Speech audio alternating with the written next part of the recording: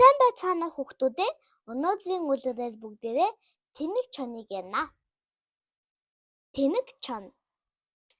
Эрт үед цагт нэгэн чон замаар ороод явж байв гин.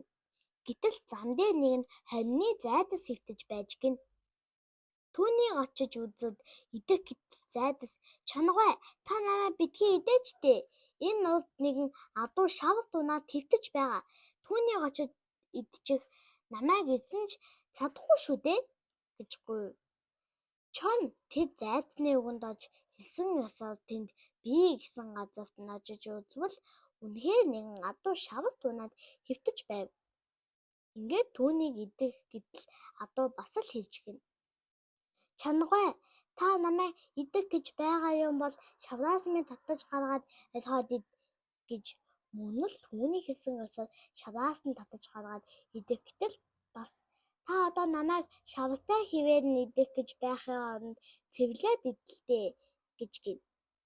Бас хэлсэн ёсоор шаврыг нь хилээрээ далайж айлгачаад идэх гэтэл "Хүлээ чон ах минь. Хэрэв миний хойд хөлний туйраад нэг бичиг бичээстэй бий. Та түүнийг минь үзээд иднэ үү?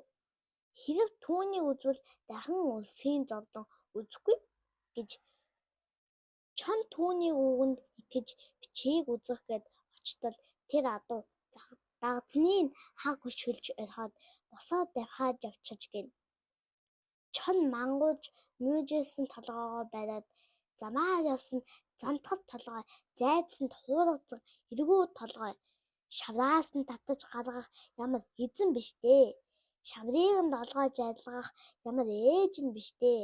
Туйраад нь бичиг үзэх гэдэг би ямар бичиг мэдэх билээ дээ гэд орилж хэвтэж гин.